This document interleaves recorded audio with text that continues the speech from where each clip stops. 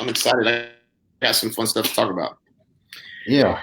What's happening, everybody? It's time for our Wednesday. We ain't never even named this this Wednesday podcast of champions. We almost did. We came up with a name, but we didn't run with it. We didn't agree we were going to use it. Okay. Because we were going to do it on Monday, and it was going to be called Moscow Mule Mondays. Yeah. Cheers. Cheers. Cheers, brother. Cheers. Cheers. Happy Wednesday, by the way. Happy Wednesday. Yeah. Now we're stuck since we're doing it on Wednesday nights. We got to come up with some other clever name that rhymes like Moscow Mule. Let me just kick that shit off with, because I got the best story, bro. So as you know, first of all, you can tell by the crystal clear internet quality on our Facebook live stream that I no longer live in the country, right? I live in the city.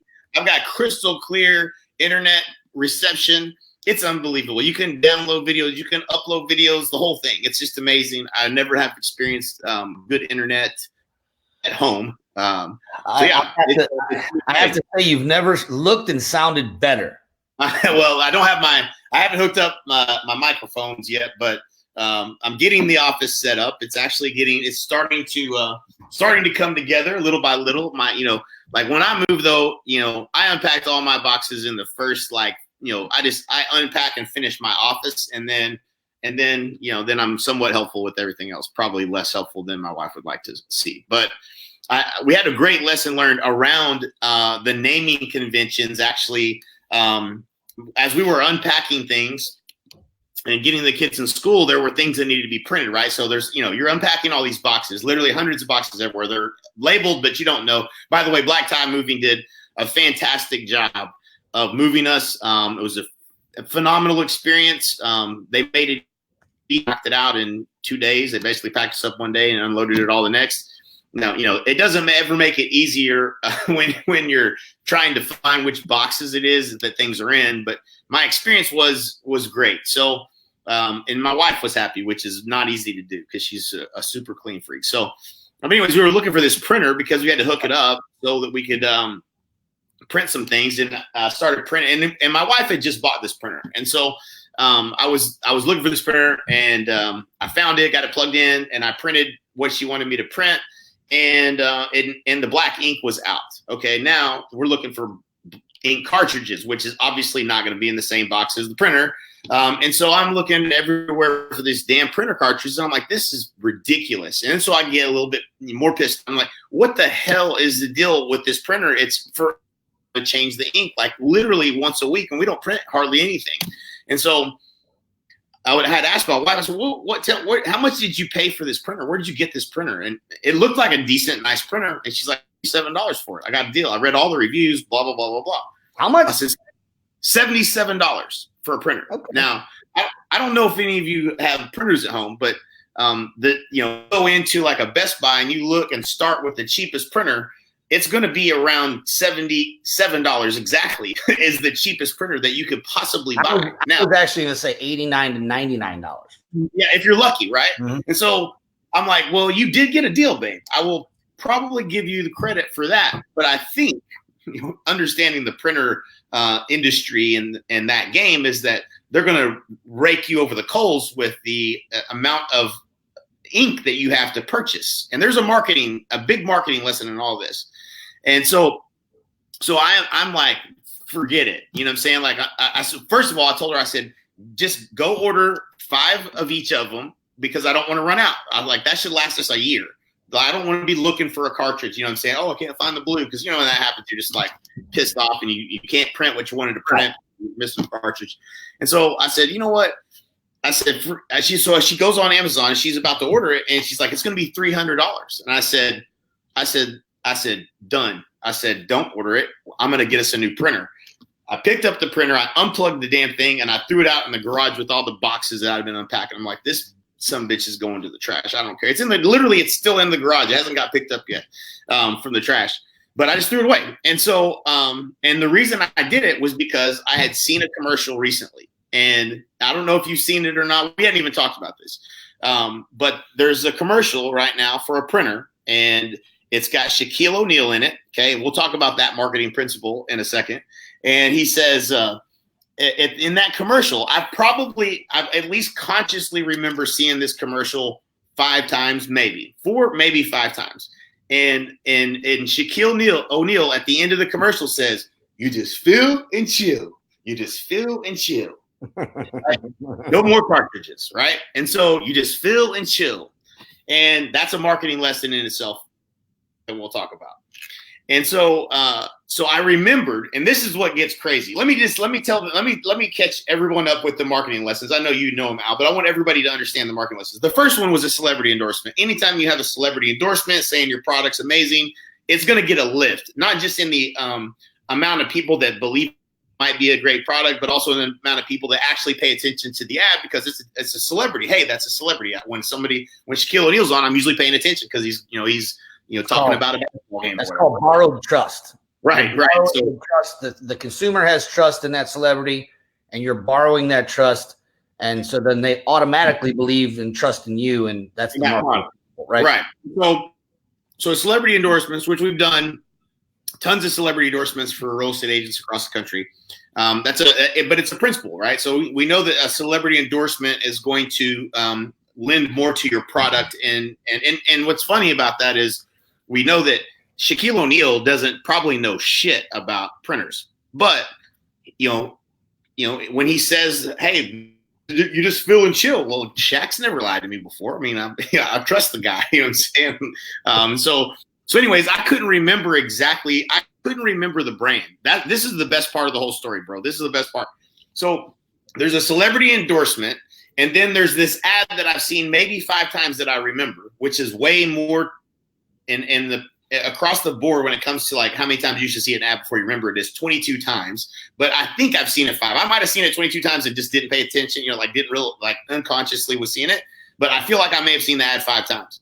And so I remember, all I remembered was Shaq and Phil and Chill. That was all I remembered. And so this is where brilliant marketing comes in. What Epson, and it's Epson, the Epson printer. I'll show you which one. There's a bunch of models. I got like a middle of the road $300 one. And it prints 7,500 pages before you have to refill the ink. Thank you. I'll take that one. That was a big difference, right? Like that's a game changer in the game. But I didn't know any of that. Well, all I remembered as a consumer was I've got a problem. Number one, I hate printer cartridges, and I don't want to have to buy them, look for them, try to find them, install them. I don't want any of that. And so I was looking, and so I go into Google. And like the freak that I am about marketing and businesses, and once you're addicted to this, you can't not do it all the time. And so, I know what's happening to me as I'm doing it. I'm like, holy shit, this is amazing. Like, I don't even remember the brand. All I remember is it was Shaq and it was Phil and Chill. I remember him saying Phil and Chill because I understood the concept. I was like, duh, yes, I like that.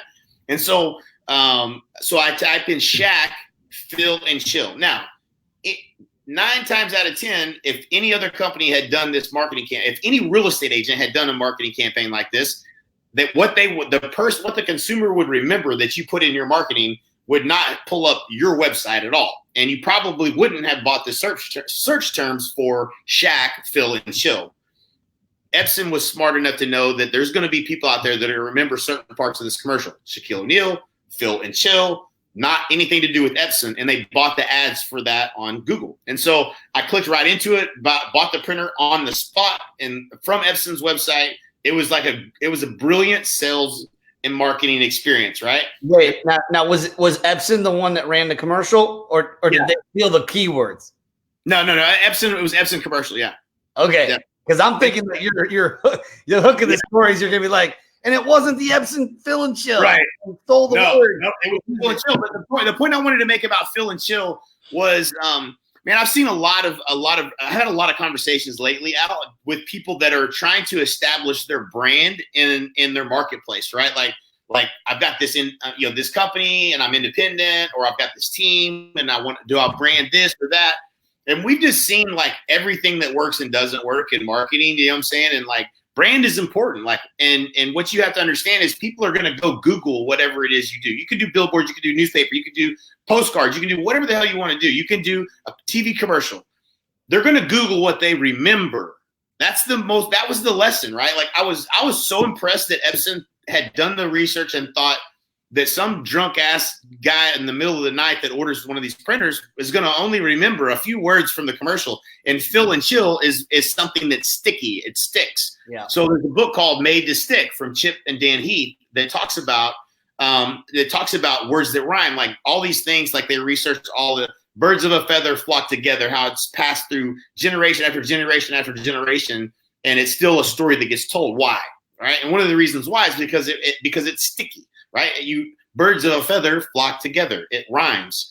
And so I spent days and days and days on this type of thinking around, like when we were creating Expert Advisor, and we just never really nailed it. You know what I'm saying? But when you nail it, it really is special. If you have something that can rhyme, like I was on a call with Dan Hilsman with a person that was coming over to EXP, and he had specific questions around his brand. And I was talking to Dan, and I was like, for Dan, being Dan the Man would be it's a catchy thing. Now, I don't know if you Google Dan the Man, what would come up? Probably a lot of stuff. Yeah. But if that's the case, then you might want to reconsider that. If you own dantheman.com and you can actually own Dan the Man when people search on Google, and buy all those ad space, like I don't care what you tell me, that you can run commercials.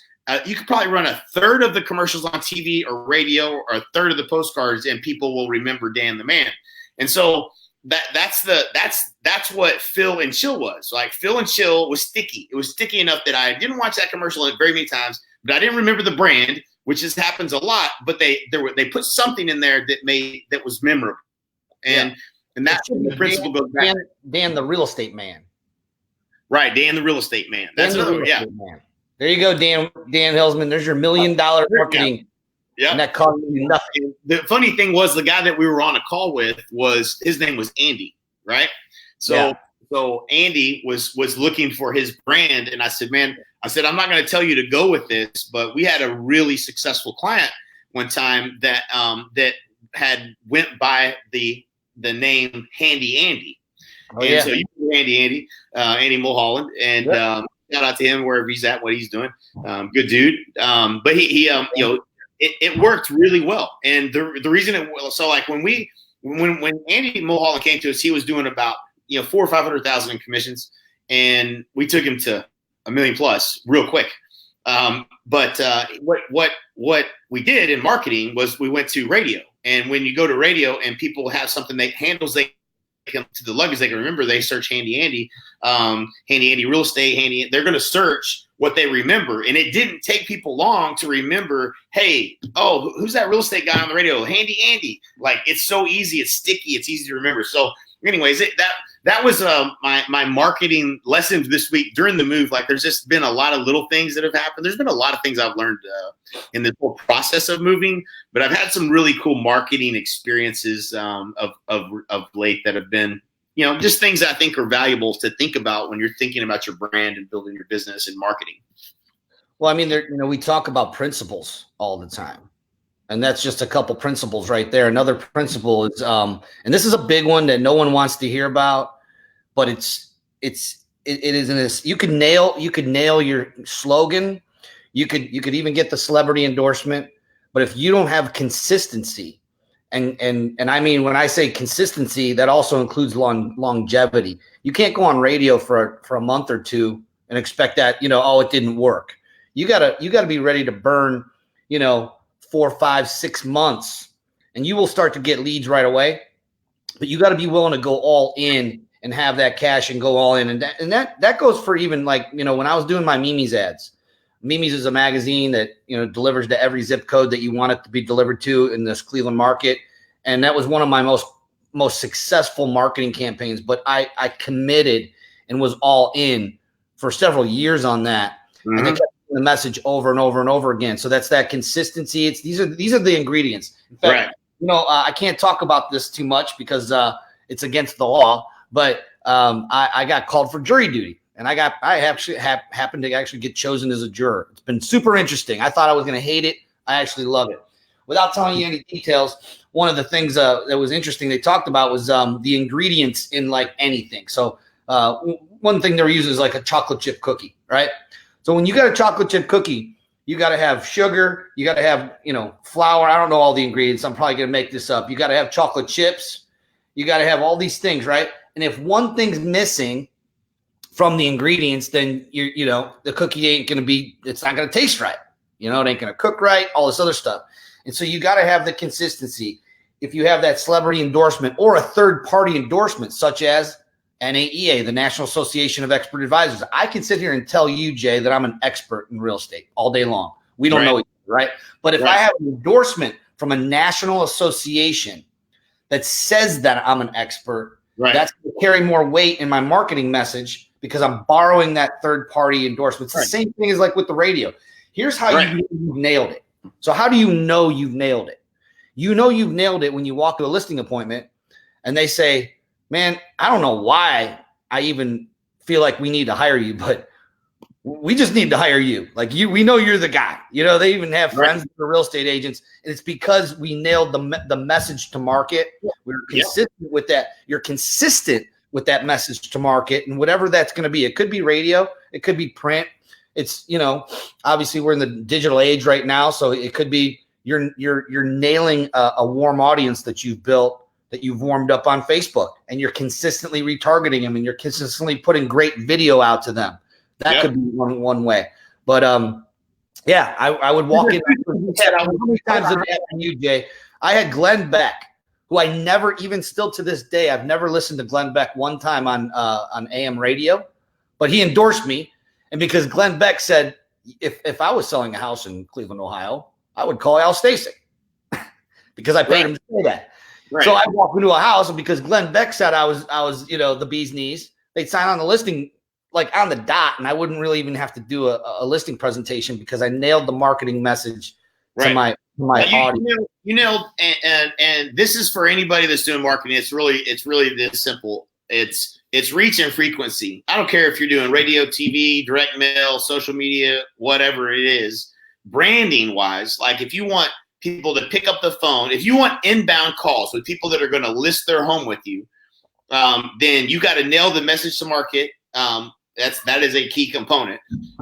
But it's the frequency of the message, not so much just the reach. And so in a lot of companies that sell marketing on radio or television, they're going to sell you on the reach. Like, oh, we're going to, in K-Law, they used to tell me there's 56,000 listeners on K-Law, and this campaign I'm trying to sell you is going to cover all 56,000 of them at least 3 times this month. That sounds really good if you don't really understand what it takes to get someone to remember you and then actually pick up the phone or go to Google and search and find you, much less have the right search term, that matches what you're doing marketing wise.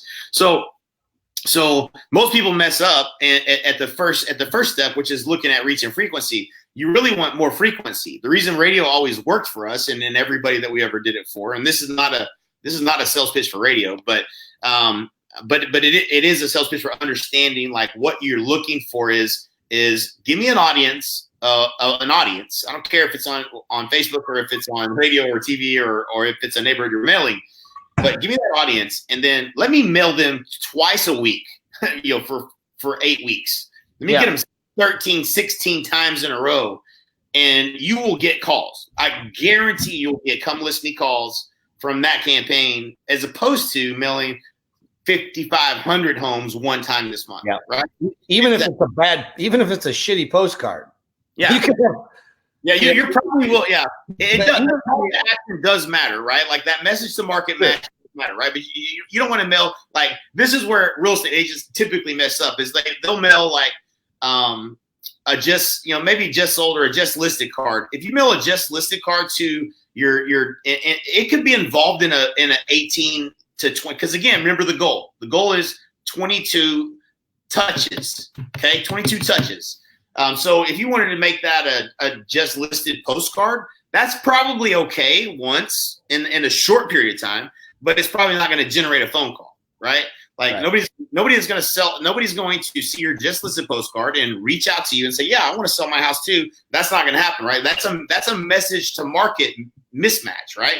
You could include it, just showing that you're actively doing things, especially if it's an active listing in the neighborhood, but it's not going to be the best message to market match. So you got to have a call to action that is meaningful and matters, right? To a person who wants to sell a home in that neighborhood, and that's the key component that becomes a little bit more challenging, I think, for people to figure out. But that is what makes that stuff work, right? Reach and frequency. The frequency is more important than reach. It's not about the number of people that see your message. It's about how many times they see it.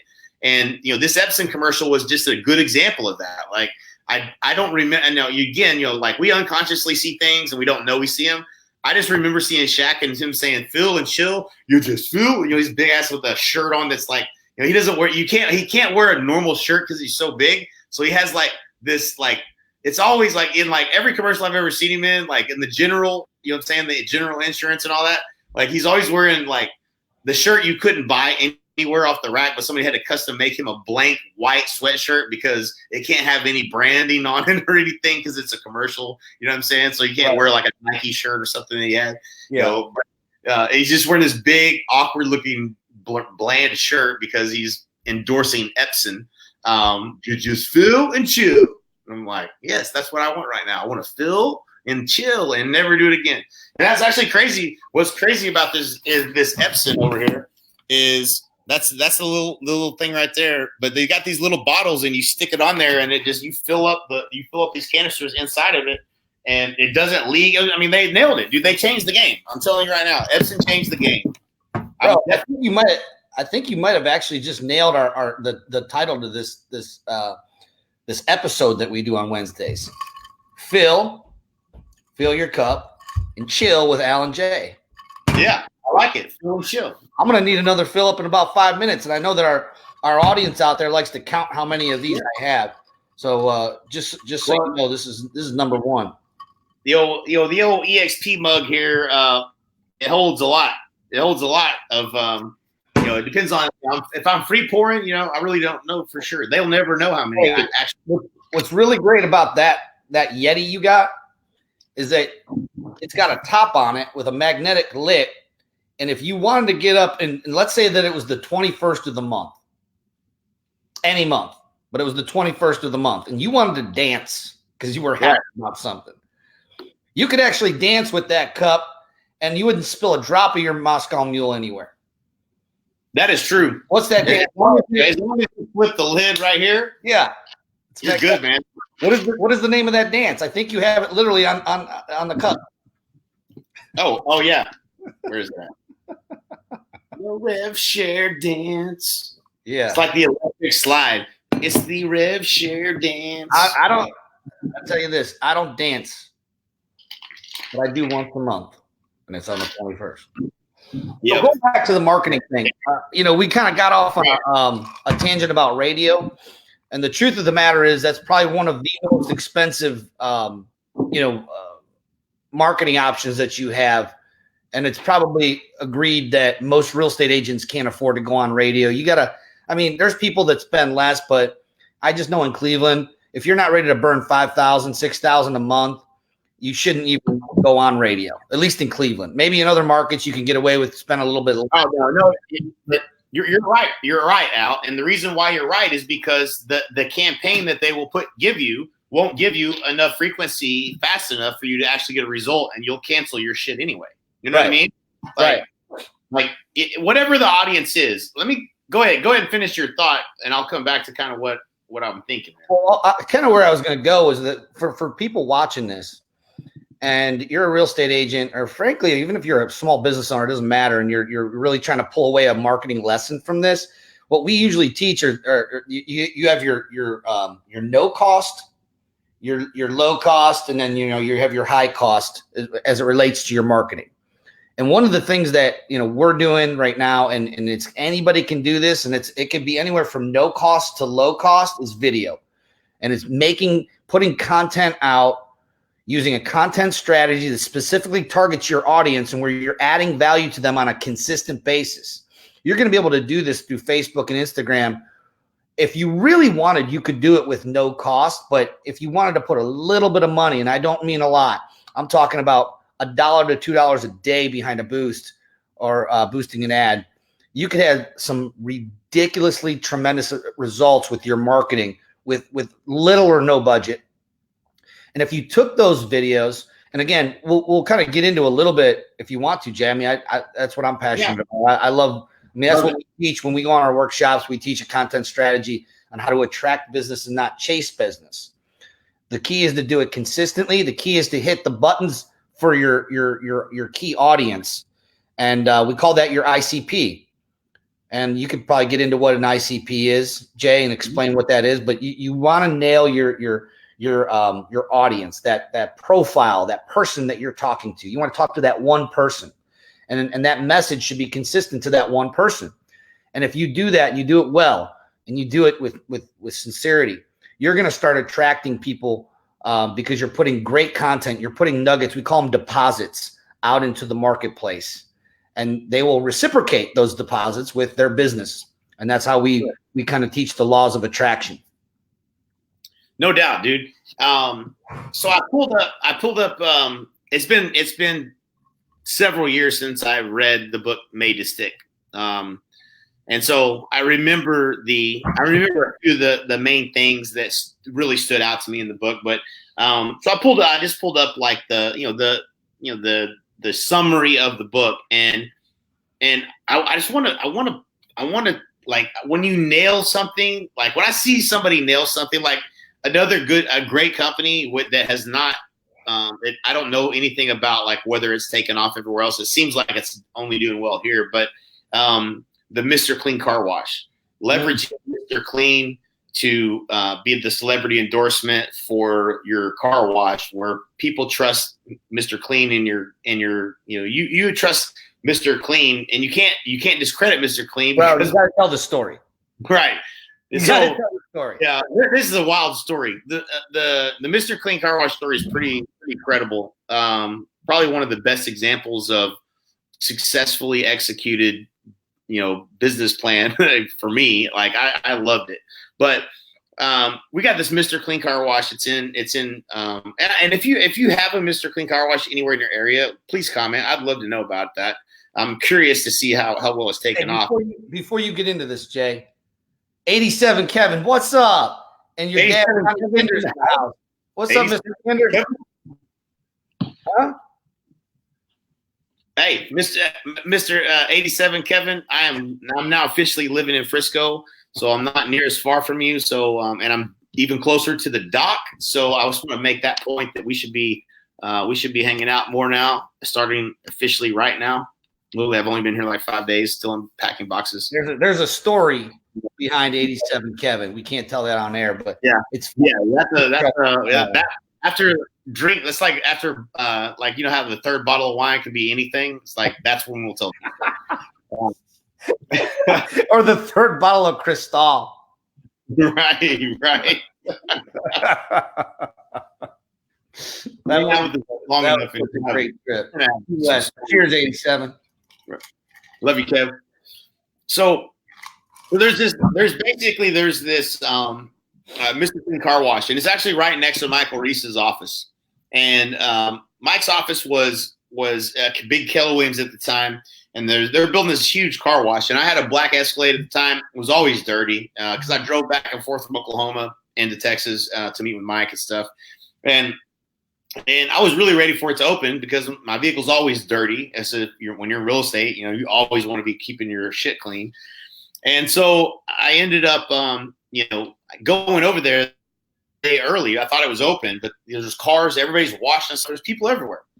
And the guy's like, yeah, we're not open. This is just a training exercise. I was like, training exercise? A damn good training exercise. I mean, people are actually getting their cars washed. So anyways, long story short, I come back the next day and this kid comes up and he's all fired up, man. I mean, like super charged up. Young kid, probably 16, 17 years old. He says, you ever been to a Mr. Clean Car Wash? I said, no, I haven't, man. I said, didn't y'all just open today? And he's like, yes, sir. He's like, let me tell you about Mr. Clean Car Wash. He asked me a question. And this is what caught my attention, right? Like, otherwise it would have felt like a sales pitch. He said, you ever go through a car wash and have a film on your car that feels like it's dirtier than even when you brought it in? I was like, every single time I ever wash my car at a car wash, that's what it feels like.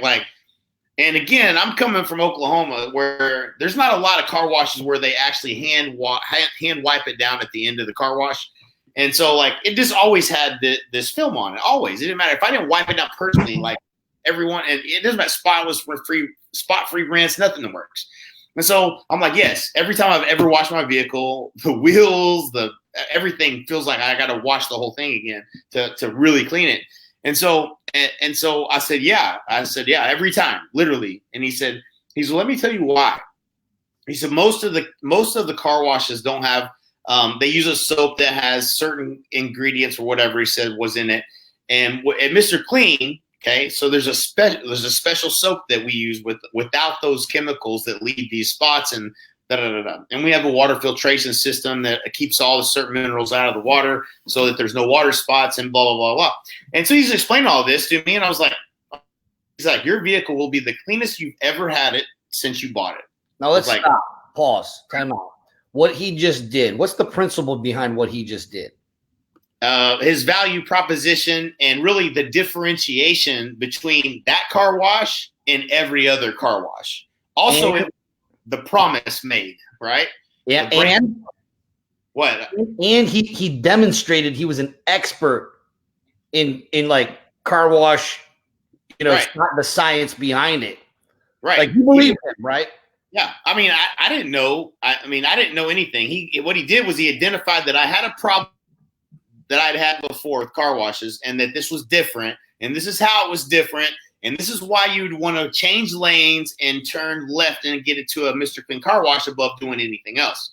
And so I'm like, I wasn't thinking, and again, you guys understand, at this point, I don't have any idea that all these things are going on. I actually learned this after the fact at an event with Jay Abraham. That's another story, but he was asking me to think about why I'm a raving fan of other companies and engineer what the process was so that I could understand exactly what had happened. And when I did this, I started uncovering, basically I learned how to unpack when I'm a raving fan of a company, exactly what their value proposition was, what the brand promise was, what the experience was, how they really elevated me to a raving fan, and so on. And so, and again, if you understand how to reverse engineer this, you can obviously engineer it for yourself. And so as I go through this car wash, experience is great. The car comes out, they wipe it down. It's literally as promised. They delivered on the promise. Brand promise delivered. So I go to check out at the front, and they say, and on my receipt it says 7 day. I think it said 7 day guarantee or 7 day rewash guarantee. They had a name for it. I don't remember what it was now. But essentially when you come through, and you're the first time you come through a Mr. Clean car wash, they give you within 7 days. We guarantee if you get your car dirty for any reason, if it rains, if you run through a mud puddle, whatever, you bring it back and we'll wash it again for free. So I'm like, really? 7 days? Like in 7 days, I could definitely be dirty. It could rain tomorrow, And so I'm like, that's brilliant. And so that's what's called, the principle here is surprise and delight. Mm-hmm. Surprise and delight. And so I was surprised and delighted. And so not only did they promise and then deliver the promise, then they went above and beyond with just a little thing that they offered. And the best part of that story is I come back the next time and they asked me, have you ever been to a Mr. Clean car wash? And I said, yes, I have. He said, he didn't go into the differentiation story. He went into let me tell you about our monthly program where you can get as many car washes as you want for $67 a month or whatever, right?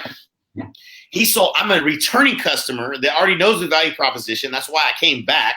And now they're upselling me to the monthly subscription service, which ultimately increases the value of the company because it's a recurrent revenue model now. And so that's a freaking super genius business play, right? Awesome. I love it. And so just understanding the principles, maybe you don't want to pay $67 a month or whatever, but like as a business model, that was a genius move. Their layout and principles, brilliant. And so I go through the whole thing, and I leave the car wash, and I'm going into Mike's office and like next door, and I'm like, dude, let me tell you about Mr. Clean car wash. And I started telling them all the same reasons why I went there, all the benefits. I didn't know. It's not why I went there. It's why I would tell other. It's why I would go back. It's the reason it's different. They gave me the handles to the luggage, as Michael always says, to try to go say, hey, why this car wash is better than any other car wash, and me explain that. I just need a couple things that I need to understand. If you give me too many bowling balls, greased bowling balls to carry that makes you different than everyone else, then people are gonna drop bowling balls. They can't carry all of that information. They need something concrete like fill and chill. Like that shit worked. Now they didn't have a whole lot, but I was able to murmur a little bit of their business model back to Mike Reese. And I was like, dude, not knowing that Mike would probably never wash his vehicle and never had probably washed his vehicle. That's a different story. I'm a raving fan, man. I'm telling everybody about Mr. Clean Car Wash. And that's just one of the principles behind really successful businesses is understanding the value prop, understanding the brand promise, delivering surprise and delight to the customer above and beyond what they expected. And then, understanding, what's the long-term business model, which for them was selling, retention of customer through a revenue, monthly revenue model, which is a higher valuation of the company, which I just thought was a brilliant model. So I love it. I mean, I honestly, and what's crazy, the best part of the story was what? That we sold a year ago. Yeah. Last year. I didn't know the owner of the company, I didn't know anything about him, never had. I get a call from Jason Williford and Jason in Atlanta. And Jason says, hey man, you know that Mr. Clean Car Wash that you talk about on all of your presentations? And I said, yeah. And he said, the owners of the Mr. Clean Car Wash live in Atlanta. They're selling their home in Atlanta. They're moving back to Frisco. And I just wanted, I thought of you obviously first because I literally know of their company because, of you. And he said, I'm going to send you a referral agreement. So I sent it to Braden, and Braden sold him a house. Get out. Yeah, he did. Yeah, he sure did last year. It was probably his second or third sale ever. They bought a big one? They bought a pretty good size house. Yeah. Yeah, I bet. Yeah. That's awesome. And now Braden gets we have one called Sergeant Clean here. It's the exact same model, same exact business model. They called it Sergeant Clean. Maybe they actually just, somebody probably copied somebody. Yep. I pay $24 a month though. I don't pay no $60 a month. Yeah, I don't remember the band. It could have been less than that. I have no idea what the cost was. The car washes are stupid. I mean, they're cheap. And it is it's a brush car wash. I mean, your car's getting. I'm still scared to take the McLaren through it. Although I did see Stuman take his. Stuman took his Rolls Royce. No. Yeah. You can't take the McLaren, dude. It ain't gonna make it through the rails. Yeah, that's what I figured. McLaren, you gotta hand wash that. By the way, have you washed your shit yet? I have. Yeah. Okay. With a sponge, like yourself. Yeah, well, yeah. I use I got this wax stuff that I use that's I don't know. They sold it.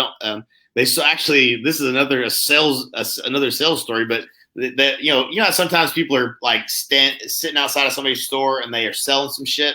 Yeah. Well, this particular company sells the wax that apparently NASCAR uses on NASCARs or whatever, and you just spray this stuff on and then you just wipe it off, and it's also like a wax.